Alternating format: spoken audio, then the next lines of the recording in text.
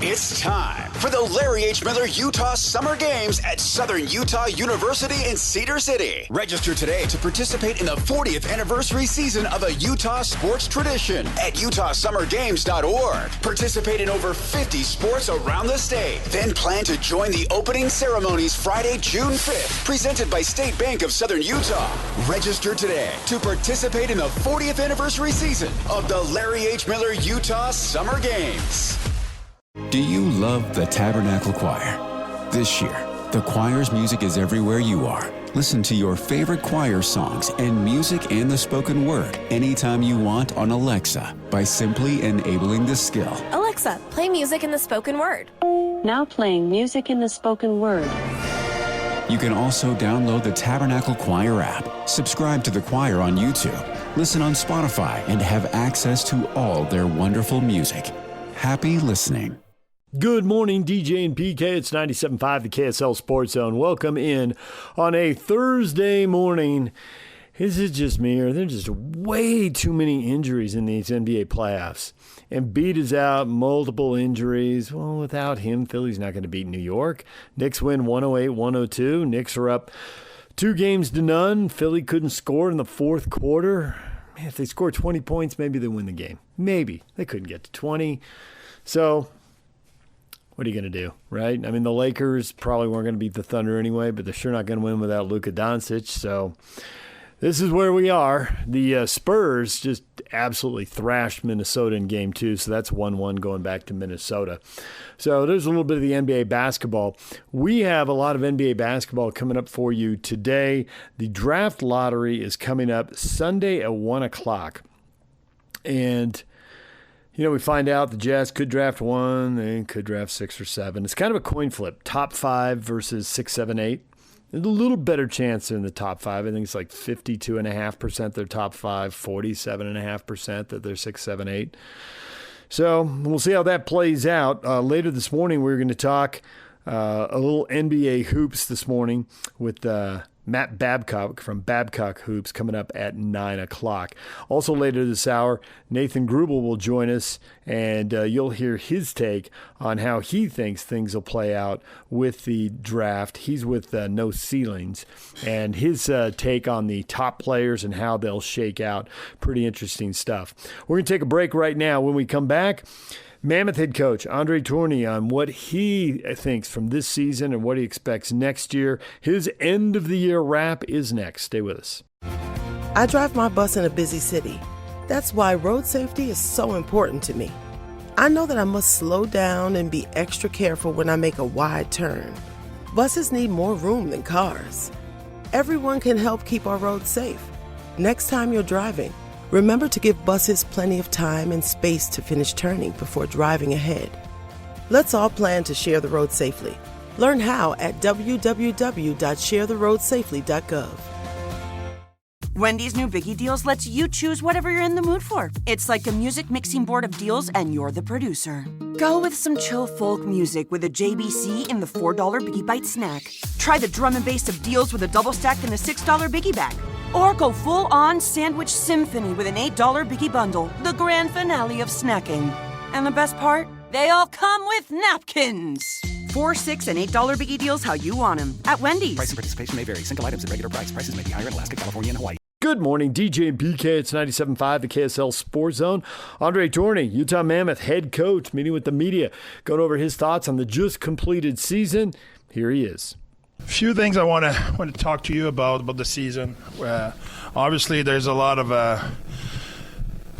pride in what we accomplished this year because we achieved our goal. We had with the management and the coaches' objective from American Thanksgiving to Christmas to the Olympic break to the trade deadline and obviously making the playoff. We had objective which we hit all of them. Sometimes a little bit too tighter than we will have wished, but we hit all our objectives. So we were able to have the consistency we were looking for a few years, in the sense of that was important for us to. There were kind of two underlying objectives to extend our winning streak. If you win 4-5 games in a row, you can extend that at 7. it makes a huge difference when you arrive at the end. And the reverse was true as well, making sure we stay away from losing 5-6 in a row, which derail everything. So we were able to do that. The other objective we have, and it's a little bit there's two part of it, was to be better at protecting a lead, and we improved a lot during the season, going with a record of 29-2-2 when we were at the lead after 2. Unfortunately, did not stand in the playoff, and that's, again, something we want to look for. We had, like I said, during the season, good result. We were happy about the improvement we did in that sense, but when the pressure went higher, a certain habit we had, even in our 29 wins when protecting, got highlighted a little bit, and I think it will help us to really dig in deeper on those and making sure we keep getting better. So that's another thing we were happy about. Obviously, the adjustment the player and we made during the playoff against Vegas to cut their possession a little bit. I think and as well increase our possession, certain adjustment we did in the ozone to see how the guys apply it and how much impact that had in the game. That's something we're proud of. Obviously, I'm sure you will have question on that. The playoff learning, I think that's a big achievement for our group. I think there's a lot of young, I don't want to say young, it's not a question of age. It's a team who's young together in the playoff. That was our first time where we're going in the playoff together. It's not just 22 years old guy. It's 32 years old guy who were in the trenches with that group all together, and I think we learn a lot from each other, and we'll get much better because of it. There's a few guys who hit their career high. There's a few guys who really have bounce back years, so which we were really proud of that. Another thing we're really proud is more than I think that Bill always used the proof is in the pudding, but I think there's a lot of guys who choose to be in Utah. They made the decision because they like the environment, they like the ownership, they like everything, but they like to be here with the boys. I often say you cannot judge the happiness of a household by how great is the house. It's the people in it who make it special. You can have an humble place with great people who are super happy. And I think here that we have everything. We have a super house. We have unbelievable fans. We have great ownership. But we have as well unbelievable people in it who makes it really, really special and where the player likes to be.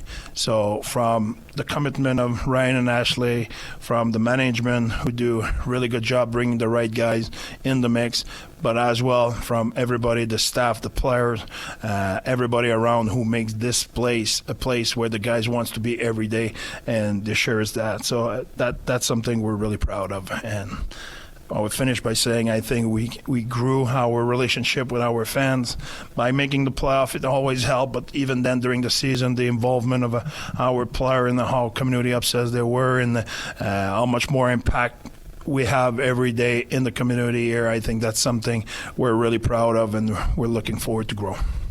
So, Steve?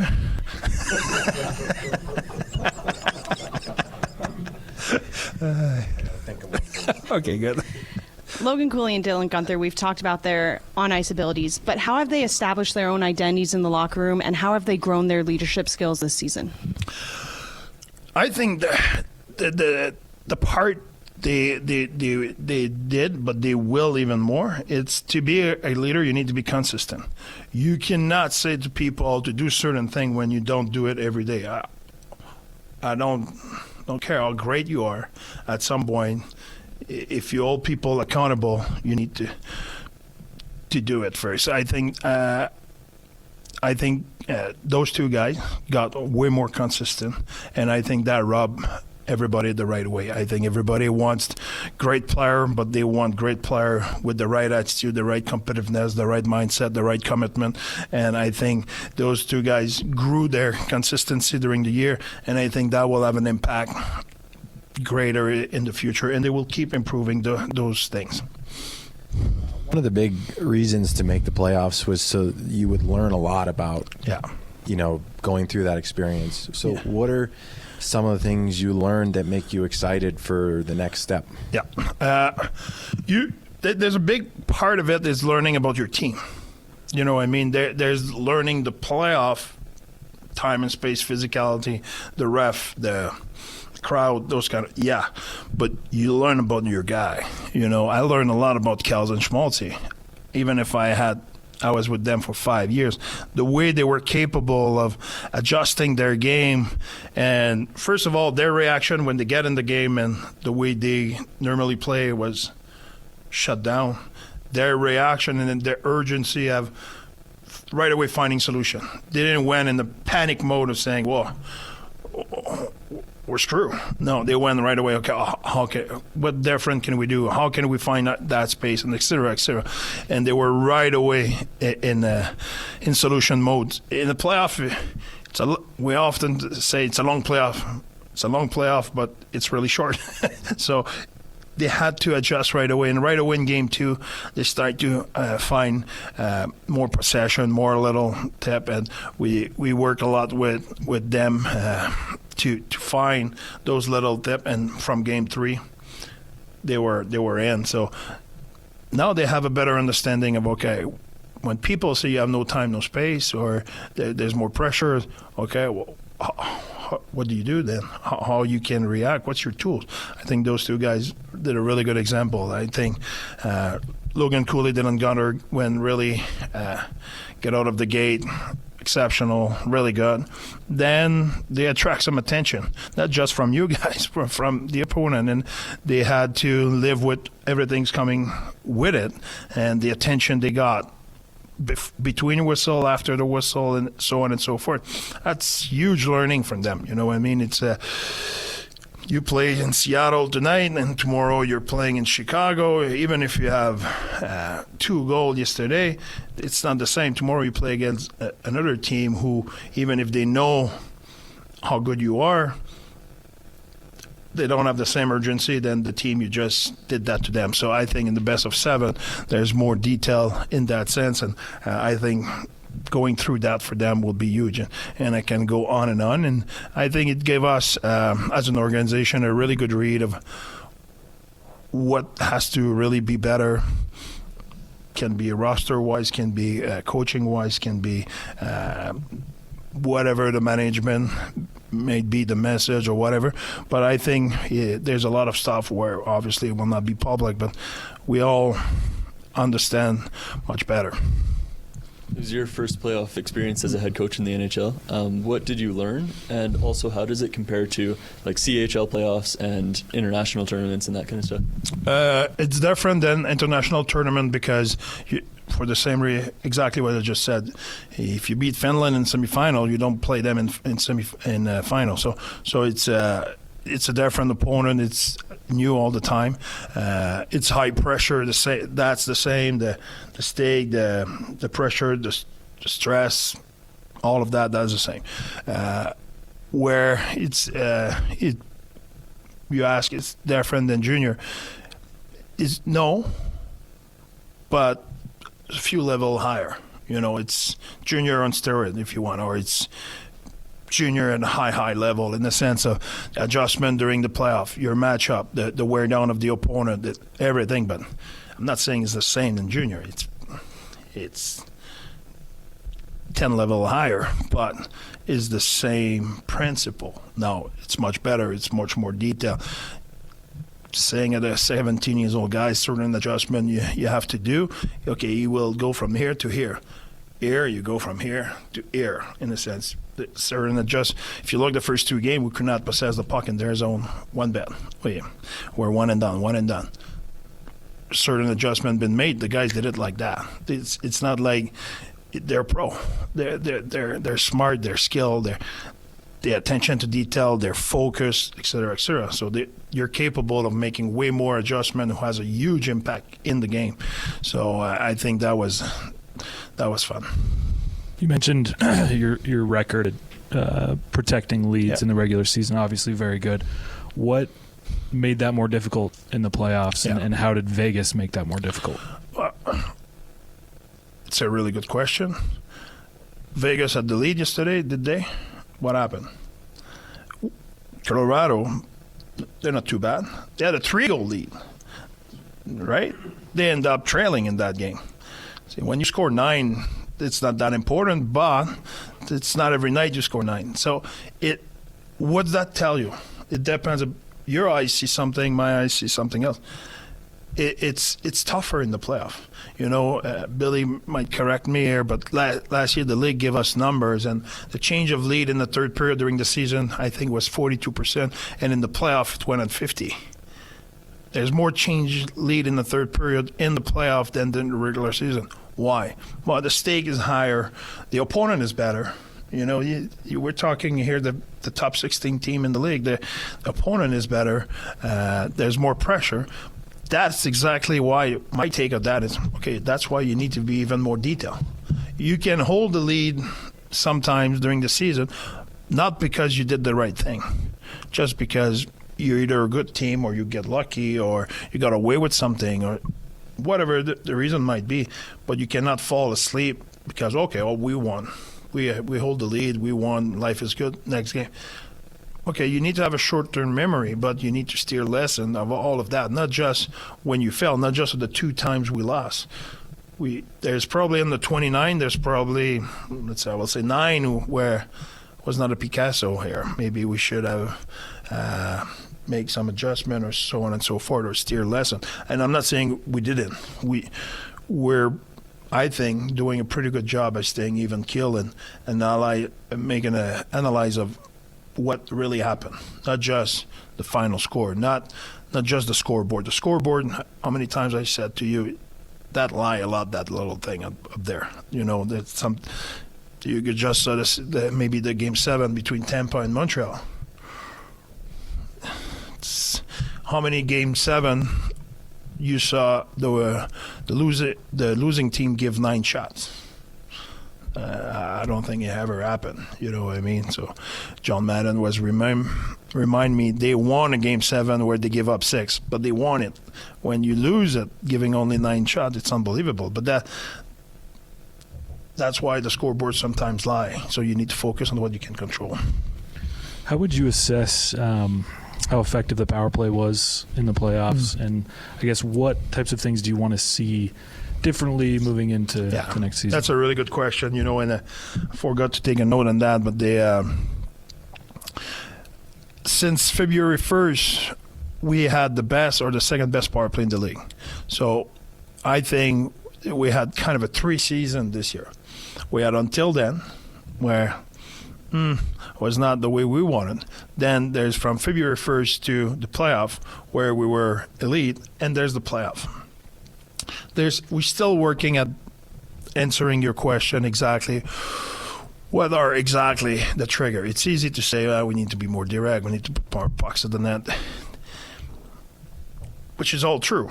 We need to be a little bit better, much better in our loose puck recovery, much better in the net front. We make that all happen. And we take that extremely seriously. It's not just talking about it. We had a meeting today. We talk about it.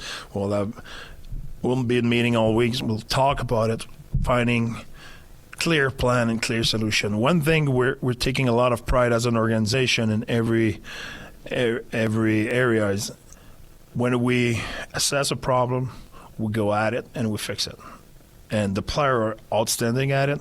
I think as a coaching staff, we take a lot of pride in that. If you look at our record in overtime at 3-on-3 last year, was in the negative this year, where I don't remember the numbers, but I think we're 10-6, something like that. So we flipped the script totally the other way. The power play it's one of the steps we talk about protecting lead. Power play has to be a huge contributor for us. And if you look at, there's a lot of things we look at. You look at Winnipeg last year, best power play in the league, right? They finished, 30th this year? Tampa Bay was 6th last year. They finished even with us this year. So we finished 17, I think. I think they're 16 or something like that. So we want to see what's the difference in the power play of Tampa 2 years ago versus this year. What's the kicker here? Same thing for Winnipeg. What did it so good last year, which this year didn't do so good? Why did that happen? And doing, for sure, the first thing is us. We're looking at us, what we can do better, what should we have done better, what we have to learn. But as well, looking everywhere, taking our knowledge to everywhere else, and okay, what makes a difference? You look at Edmonton, it's a little bit the same situation. They went from here to here, and they're back on top, and all of that, we need to study that to make sure we don't have the simple answer, we need to shoot more pucks, we need to recover pucks. There's more layers than that, and we need to be spot on.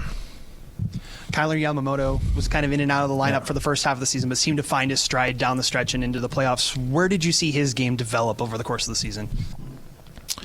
Yami he's a guy who he can trap you in the sense of if you look the sheet or you look his size, you will think a certain thing. But if I describe it to you and I say, this guy win every battle, this guy go to the net, this guy go in dirty area, this guy drive the net, this guy play really good defense, which number he has, you will never see 56. But that's the truth. That's what he does. Even if he's not the biggest, if you look at the number of body check he had in the playoff, and more than that, we showed to the team in pregame guys bailing when Yami's coming. And I have the video. I can back up what I'm saying because he's going. He can be whatever his size. He's not going for the bunt. He's going for the home run all the time, and I think he is an unbelievable kid, unbelievable teammate. I'm sure you did your due diligence, talk to everybody in the exit meeting. You want to hear boo against Yami. He's great. So he did a good job. I think he showed character. He, like you mentioned, I put him in the tough spot in and out of the lineup. First line, second line, fourth line, in the stand, fourth line, third line, first line, fourth line. He moved all year long. He was consistent, and I think he proved what he could do in the playoff, and really proud of him. When you watched your team in the playoffs and seen what was developing and not developing, did you think to yourself, like, this is the style of player that we need to add during the offseason? There's something more that we can add? His press conference is right after mine. I was planning on asking him too.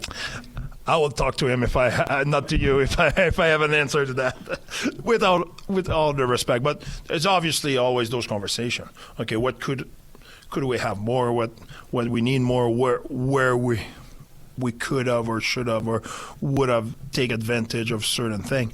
Well, on my side, the way I think, I will tell you, we had injury, and those guys were extremely important.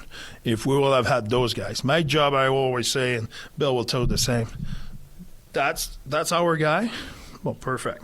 That's my job. The solution is here, not on the other team. That's not my job.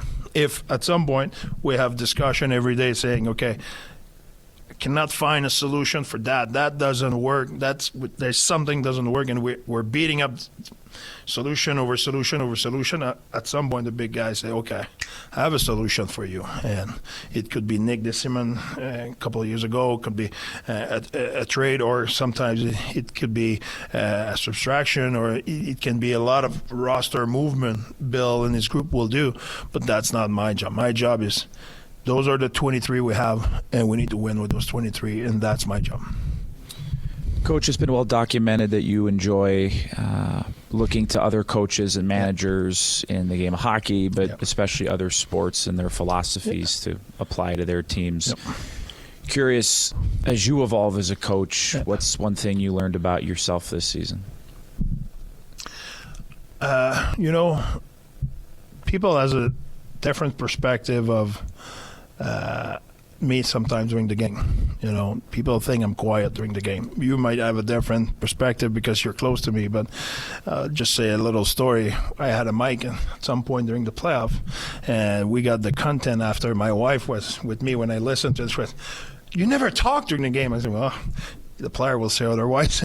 So, I think I was this year learn And I had a lot of communication with the player, and the player often talk about the calm behind the bench is really important. Hockey is a different sport than, let's say, basketball or other sports where coach are, like I often say, hockey is the only sport the coach is behind the bench. That's where you belong. All the other sports, the coach is in front of the player. They're active, they're this and that. In hockey, it's such a fast game. The guys have to think at a million things in a split second. They don't need me to be behind and yelling and pressing and stuff like that. So I think it's still something I have more to go, but I need to be much better at creating that environment behind the bench where I'm a little bit less intense and emotional, which that's part of my personality. I have a boiling blood a little bit, but I need to be a little bit better. So I learned this year by being better at that, how much positive impact that on the team. And where I was the most composed, it's in the playoff. Because I was really prepared and I was really calm and composed. And I think it helped a lot the team. I think it helped. We said a lot of time in the playoff how much we were even keel. I think it started by me doing my job and being more composed. And I think I learned a lot about that this year.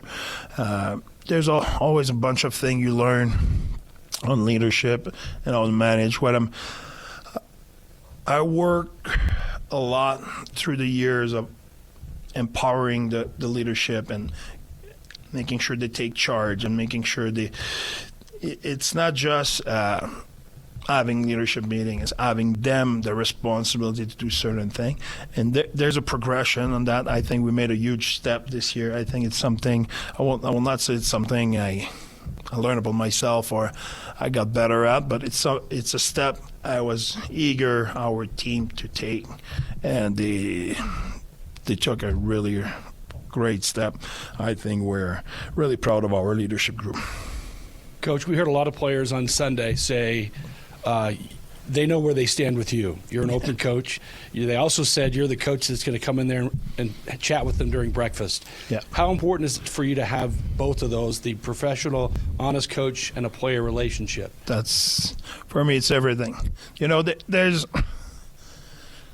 we grew up in a different era where if you lose the game, the next day you were walking in and you were trying to get between the paint and the wall and nobody sees you and try to get in your stall, try to not getting yelled at. It's not like that anymore. That created an environment where there's stress, the guys are not happy, they don't want to be here. When I talked earlier about how proud we are the environment we have here, for me, the players know exactly where they stand with me. When I'm not happy, they know I'm not happy. I get in that breakfast room and I'm chirping them and having fun with them and talking about their kids or their haircut that looks like mine or whatever it is. I have no problem and we have fun. But at 10 when the meetings start, now it's not that's not the guy who was in the lunchroom.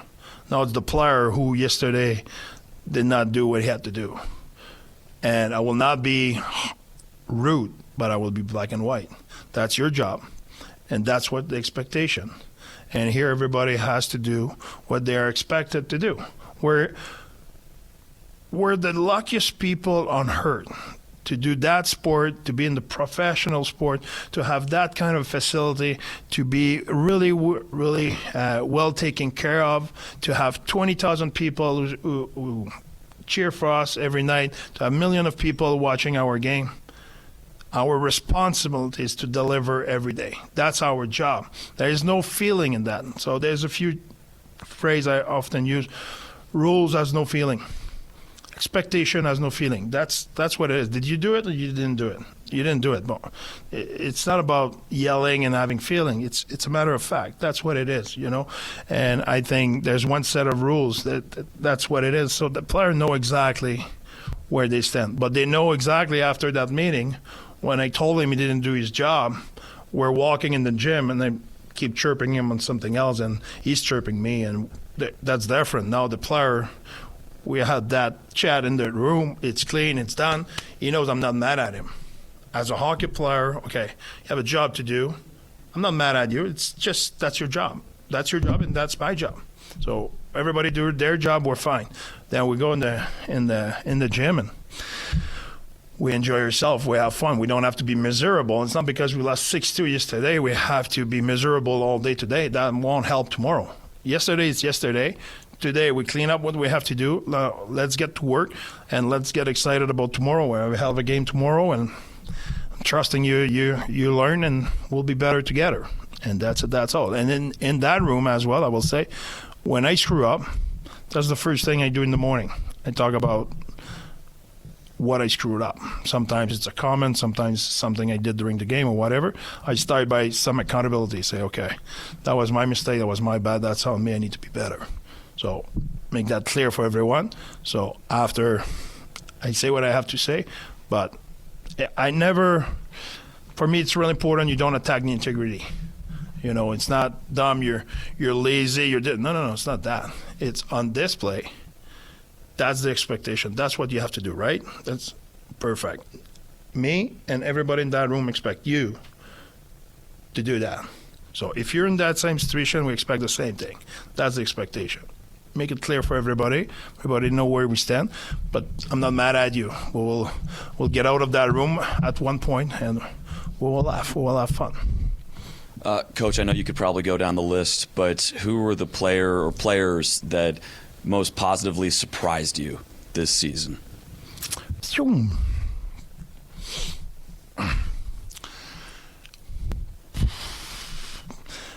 Okay, I understand really clearly your question, but I don't want to say they surprised me because I have a high expectation for all of them.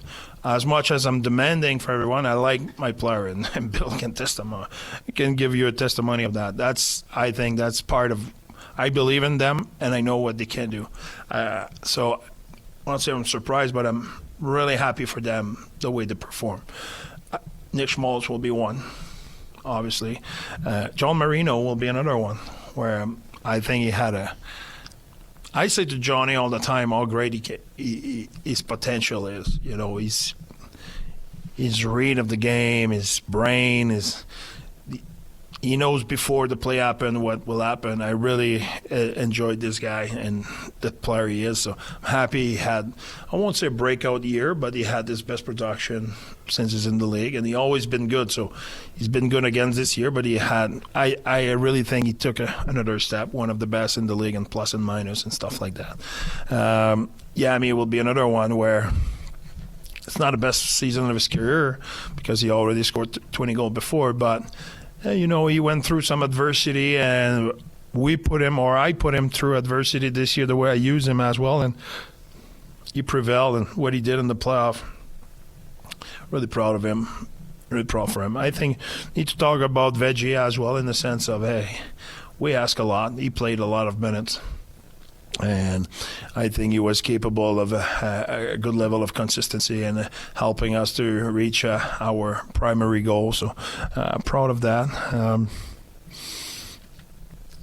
I don't know who else. Nick DeSimone will be another one. I'm really proud of it because he's been put in the, again, we had 8 defensemen to start the season. He started as a number 8, and he climbed the ladder. And every time we use him, he was effective, helped the team. You know, it's a tough spot when you're in and out the lineup and stuff like that, and I think he did a really good job on that. And I probably forget too many guys, but that's good call. Lawson Krause. Come on, that's bare. That should have been on my list. That's what I told him when I met him is, what a man. We should. Some of you here, you need to write a book on that season on him. Seriously, the way he took ownership of his performance last year, and did not look for any excuses, did not want the pity of anybody, and really took charge and had urgency every day. And wherever we put him, he made everybody better. Played in the third line, was the best third line in the league, was leading the league in expected goal, playing the second line, get the second line going, get the first line going. Everywhere he went, he was not even playing PK anymore last year. I don't know if you remember that, but from the halfway the season, was not even playing PK. This year was first unit of PK. And even when Curfey came back from injury, even Curfey said, we cannot take that guy out. I will play in the second unit. You know, I mean, that's in a hockey team, that is not rare. That's more than rare. You know what I mean? It's never happened where kind of a situation like that happened. So for sure, Lawson Krause is a guy I'm really proud of. There's Utah Mammoth head coach Andre Tourigny. Now a reminder to join Scotty G and the coach, Tim Lacombe. Monday, they're going to be at RGS Exteriors at 4235 Farm Road in West Jordan. We're going to take a break. When we come back, Nathan Grubel talking NBA draft. He's from No Ceilings NBA. His thoughts on the top players in this draft, the order they'll go, who might move up, who might move down. That's next. Stay with us. Hey there, it's Wayfair here, where delivery and setup are as easy as a few taps on your phone. You're relaxing in an old hammock, scrolling Wayfair's app, when you spot it, a brand new patio set. Next thing you know, Wayfair delivers it right to your patio and sets it up. Oh, you need a new grill too? All right, Wayfair's got you covered. With Wayfair's Room of Choice delivery and fast expert setup on qualifying orders, life gets a little easier. Visit wayfair.com or the Wayfair app. Wayfair, every style, every home. Right now, it is time for us to talk NBA playoff basketball and NBA draft lottery. We're joined right now by Nathan Grubel from No Ceilings NBA, covering the NBA and the NBA draft. Nathan, good morning. Good morning. How are we doing, everyone? It's a fabulous day, best time of the year, NBA playoffs, the draft lotteries right around the corner on Mother's Day. A lot going on. I'm excited. There are a lot of moms who are Jazz fans who want the Jazz to get the number one pick. I think it's a foregone conclusion that the Jazz would take A.J. DeBonsa with the top pick. We'll find out if they throw us a curveball. Do you think it's a foregone conclusion that everybody would take A.J. DeBonsa with the number one pick? Or is there a club out there that would go in a different direction? So I do think at this point I would be stunned if A.J. did not go number one overall in the draft, with really any team picking in that spot, primarily because of just what he offers you in terms of a safety net, right? A 6'9" jumbo wing, can create off the dribble, can hit jump shots over anybody, has the ability to, along with being coached up, defend multiple positions. The passing really improved. He can play out of the mid post, can post up mismatches. Really a lot of the things that we're seeing come to light in playoff basketball in terms of being able to attack someone off the dribble one-on-one, take advantage of mismatches, get the ball to where it needs to go in terms of kickouts if defenses rotate over double. AJ is capable of doing all of those things on offense with the ball in his hands, and it's why he's been projected to have this superstar ceiling that he does. So there's a lot of talented prospects at the top. I don't think the top four prospects have been fully solidified yet in terms of order and where we think they're going to go. But I do think at number one, I think A.J. DeBonsa is probably the safest pick anyone can make at the top. Yeah, I like how you choose the word safest. I'm wondering what you think the gap is. Now, you go back a couple years, when Bayama to number two, it was overwhelming. And I think that guys showed a little bit more than maybe we expected, particularly Knippel, but there was no doubt that Cooper Flagg was the guy. And so you wouldn't say, well, Cooper Flagg is the safest. You wouldn't say Bayama is the safest, but you chose that word, and I believe you used that word on purpose. So the point would lead to a question, the gap between DeBonsa and the other guys. I'm glad you called me out on that, because that's a great talking point to be able to discuss with some of these other players. I mean, listen, at the top of my personal draft board, from the start of this cycle and the preseason to where we're at now, I have not moved Cameron Boozer off of that spot at number one on my board from Duke, the 6'9" forward.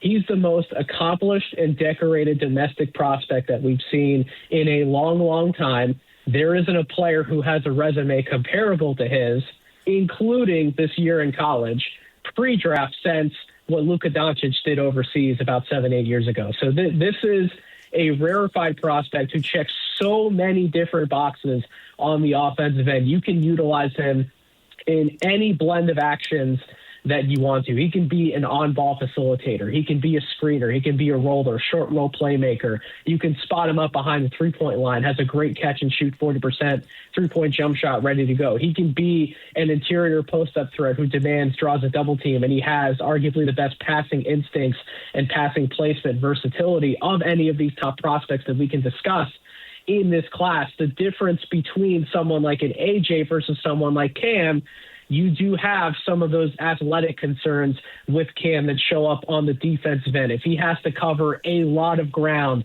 and really do a hard closeout on a shooter, he opens up those driving lanes where you can get by him. If you have to play Cam in a small ball 5 capacity rather than utilizing him as a bigger wing or a power forward, his more natural set of positions, he can get eaten up by some of those bigger 5s and certainly some of what we would see in the NBA with 7-foot-plus guys. You can score over him in the post. So there are some defensive limitations to Cam's game, but it's not from a lack of understanding, a lack of mental processing, cerebral ability. His mind is his superpower, and then you layer in how skilled he is as a ball handler, ambidextrous, can finish with both hands, can pass with both hands. His footwork, he has such command over what he wants to do, and the best part about it is, like I said, because of his mind being a superpower, he can go 2 to 3 steps ahead of the defense and know what he wants to do before they even have time to react. So Cameron Boozer, for my money, has still been the number 1 player on my personal board. But again, in my position, I'm not working for an NBA team. I'm only able to play as much armchair GM as I can, understanding full and well that the safest option for GMs at the top would be to take the guy in AJ Dibonsa, who has incredible upside in his own right. The Jazz are tanking for a long time, so people have had a long time to study these draft boards. And the top 3, you're right, the order has changed. You mentioned that and pointed that out. Even now it's not locked down. But the top 3 separated very early on, and that didn't change. Now, as the season went along, Caleb Wilson raised his stock. Darius Acuff Jr. raised his stock, and there are actually a lot of lead guard, point guard, ball handling guards who are in that next group and might just go 5, 6, 7, 8. I'm curious if you think Wilson can crack the top 3, or does his three-point shooting limit him, or could Acuff crack the top 3, or does the fact that he's 6'3" and seems to be a defensive liability going to limit him to being drafted 4, 5, 6? I don't foresee a scenario in which Acuff would crack into that top 3. I think his ceiling in terms of where he would be drafted likely falls around that 4 or 5 spot. Caleb Wilson is a different conversation. However, I would not rule out Caleb Wilson even being the second prospect off the board in this draft. We've already heard a lot of buzz, internally from different teams and scouts and sources about, Caleb Wilson being ranked as high as 2 or 3 on different boards within front offices. I buy that smoke. Where there's smoke, there's fire. I buy it on this one. Caleb Wilson, incredibly talented, 6'9" forward, arguably the best athlete in this draft class. And a lot of his athleticism fueled those highlight reels and what casual fans might know about his game right now. But if you study more of his tape and what he was able to accomplish in North Carolina, you saw some skill emerging closer to what you would have seen in flashes at the high school level. You saw some of the footwork in the post and being able to create his own shot on a fadeaway, being able to get to his own mid-range shot off the dribble. The passing ability from a standstill really popped in a lot of high-low actions with Henry Vasar at North Carolina. His versatility, the fact that he's only scratching the surface of how good he can be, to where if he rounds out some of these other areas, you know what he can do as a defensive playmaker, was a beast on the glass on both ends of the floor. If he gets that three-point shot to come around, all of a sudden we're talking about a more complete prospect than people wanted to give him credit for in that 6'9" forward athletic package, playing a position in an archetype that we're seeing become more and more important in playoff basketball, having 4 guys around 1 big who can all dribble, pass, shoot, create. We're seeing that from Caleb Wilson. I think because of that being wrapped into that athletic package, I think teams could talk themselves into Caleb Wilson being higher and going higher than he's currently at 4 on a lot of consensus boards. Speaking of Boozer and Dibonsa, three-point shooting is paramount in this league. I'm not sure both of those guys, that's their strongest skill set, although you can improve to a degree. What do you think about their ability to step out behind the line?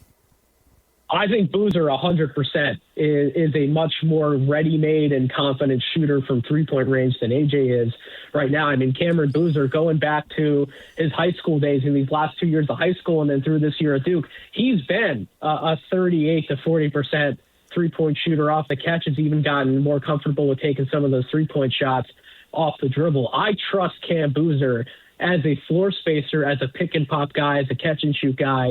Right now, that's been a weakness for A.J. DiBonsa. But what A.J. DiBonsa has that Cameron Boozer doesn't have right now is when you take that 1 to 2 step inside the arc and you're looking at more of those pull-up 2-point contested jumpers, A.J. has that in his game right now. He can get those shots off whenever he wants. We didn't see a lot of mid-range versatility from Cameron Boozer at Duke. We saw more of it at the high school level. There's plenty of clips that you can find of Cameron Boozer getting into mid-range pull-ups when he was about 10 to 15 pounds lighter in high school. And I think that in order for Cam to maximize the rest of that skill set and really tie everything together from a star perspective, he's going to have to figure out how to get into those shots easier at the NBA level. It might require him, dropping a little bit of the weight that he put on in order to get a little bit more flexible, a little bit more comfortable getting into those pull-up shots. But I'd say that's a key advantage for AJ right now, even though I have Cam as the more trustworthy spot-up shooter from three-point range. So we've talked about the top 5 and basically where the Jazz landed. It's a coin flip. It is just slightly better odds they'll draft top 5 than draft 6, 7, 8. But there are a lot of Jazz fans that think they never catch a break. They're not going to catch a break now. The league's mad at them, and they're going to draft 6, 7, 8. It's doom and gloom for the Sunday draft lottery. It's bad mood for Mother's Day. If they draft 6, 7, 8, you've just listed 5 prospects. How confident are you those are the top 5? And who would the Jazz be looking at if they're drafting 6th or 7th? How do those guys sort themselves out? And do you have any idea which way the Jazz might be leaning in that group if that's where they end up? I think if the Jazz are not able to land one of the top 4 prospects that we can discuss as DiBonsa, Darren Peterson, Cameron Boozer, Caleb Wilson, that their next target should be Keaton Wagler out of Illinois. And the reason why I bring him up over someone like an Acuff or a Michael Brown or any one of these other point guards that we can talk about in this race, like a Kingston Flemings, I bring up Wagler, and I'll even throw Brayden Burries out of Arizona in the conversation as well. But Wagler in particular, from where he came from in terms of not being a consensus RSCI top 150 recruit to leading an Illinois team all the way to the Final Four, playing his best at the highest levels of competition and really not seeing any fall off in terms of his production in the regular season versus what he did in the postseason. We would expect a lot of these freshmen to play worse and overall have a worse resume in postseason play in the NCAA tournament rather than what they did in the regular season. You didn't see that fall off from Wagler. He's a 6'6" guard, so plus size at that position, can toggle between the 1 and the 2, is an awesome catch and shoot guy, has real range on his pull-up three-point shot. That's an NBA-ready move for him to be able to go to. Tremendous footwork when he's navigating ball screens, getting through traffic, can find guys on the move as a legitimate live dribble passer. He has such a well-refined game that can fit with another backcourt option. I think with the Utah Jazz, there's going to be other questions they have to ask and answer on around other parts of their roster based on the Jaren Jackson acquisition. What does that mean for that 3 spot? Is it Lauri Markkanen? Do they maybe move off of him to bring other assets back? Is that Ace's spot? Do they want to play Ace at shooting guard? There's a lot of other places where there's questions about on this roster. But one thing I thought the Jazz really figured out was Keontae George operating as the point guard. And in my opinion, he didn't even have his best weapon available to him this year in terms of efficiency, which is what I know him for, that pull-up three-point shot. He expanded and grew his game in so many other areas that are actually dependent upon him playing that point guard position, like attacking the basket, getting to the rim, having a free throw rate that's considerably higher than any other point in his career, continuing to grow since he came into the NBA as a passer. I think this team is best with him operating at that point guard position. And so you want someone next to him who is a little bit bigger, who ideally in time can cover multiple positions or cover the other backcourt spot that you wouldn't want Keontae covering. So I look for someone like a Keaton Wagler or a Brayden Burries if the Jazz fell out of that top 4, top 5 group. We saw a kid last year, Yegor Dillman from Russia, come over and obviously played at BYU and now is with Brooklyn. And the idea is to get your so-called feet wet, to use that expression, in the college game and then go on to the NBA. With NIL, are you going to see that more often? Are we going to see foreign kids look to get a season under their belt in the college game, knowing that they can make some money, and then go on to the NBA? You think that's going to be a trend? That's absolutely a trend. And I do think it's a great thing for, NBA-based scouts to be able to see these kids, in domestic leagues, in college here versus, overseas, where they're constantly having to travel and have to evaluate the leagues that these guys are playing in, whether it's a junior league or maybe they're not getting as much time. It's more limited time in a senior league overseas, trying to evaluate these different landscapes of they're playing this group of players.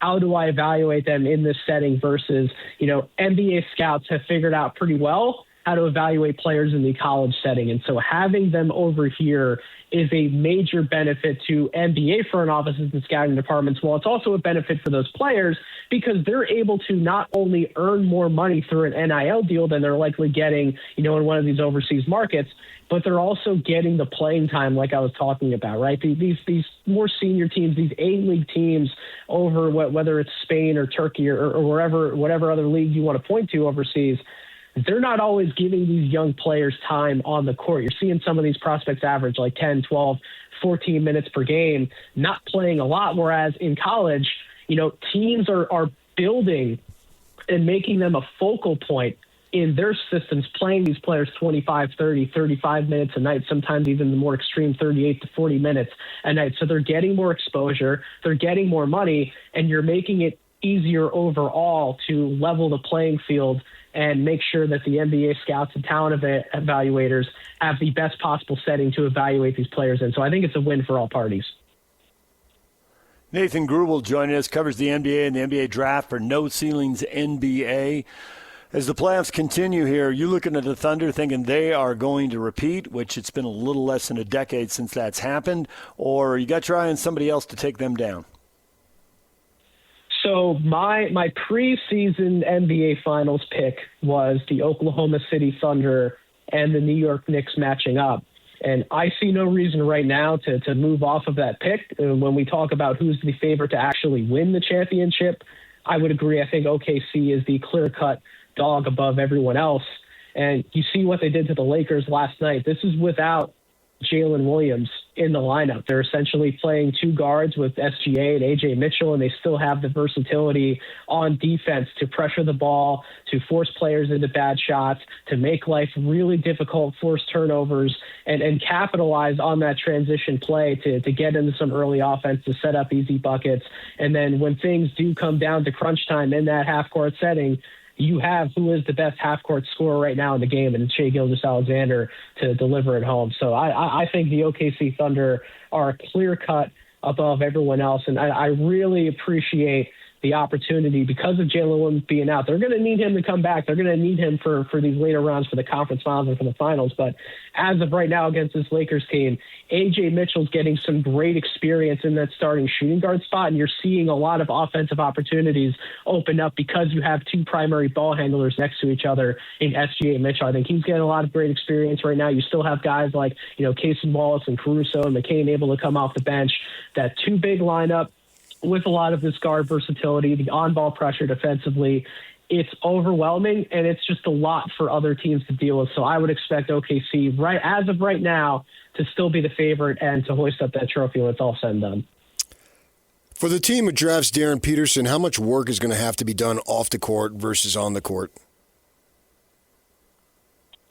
So I'm not of the mindset that Darren Peterson has any off-court issues at all when it comes to his work ethic, his drive, his demeanor, his willingness, and that competitive spirit to improve and get better.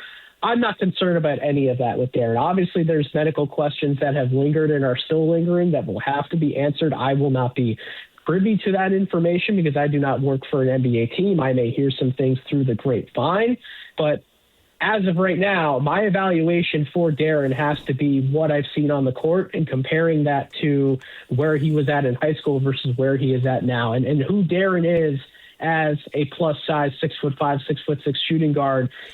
Awesome athleticism when he's healthy, the ability to get to his shot whenever he wants, ridiculous efficient shooter on incredibly high volume at Kansas, which matches what he was able to do at the high school level.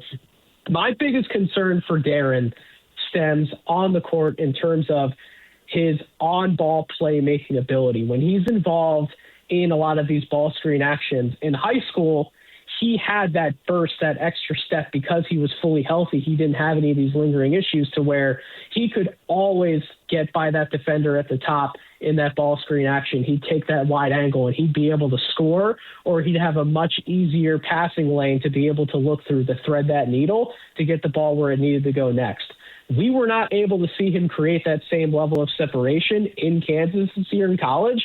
And so a lot of that diminished his playmaking value and his ability to pressure the rim severely. It turned him into primarily a jump shooter, which, again, he excelled at. He scored at high volume. He scored on ridiculous efficiency. That's not the problem. But in order to play a more ball-dominant role at the next level, it's not just about what you can get for yourself.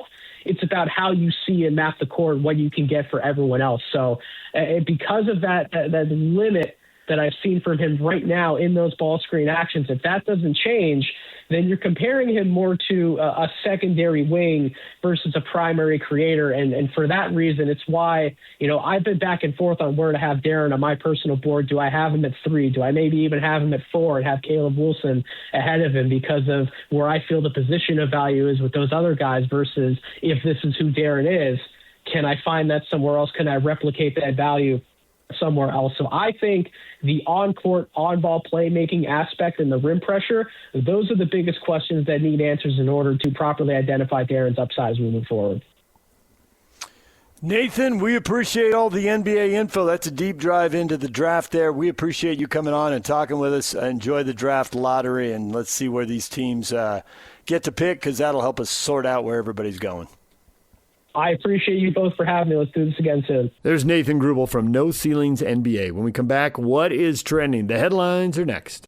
If the world were like a Sleep Number mattress, everything would adapt for your comfort.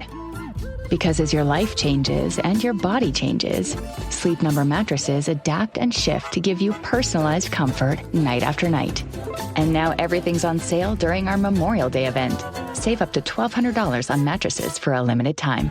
To experience a whole new world of comfort, visit a Sleep Number store or go to sleepnumber.com. Sleep Number, to a good life sleep.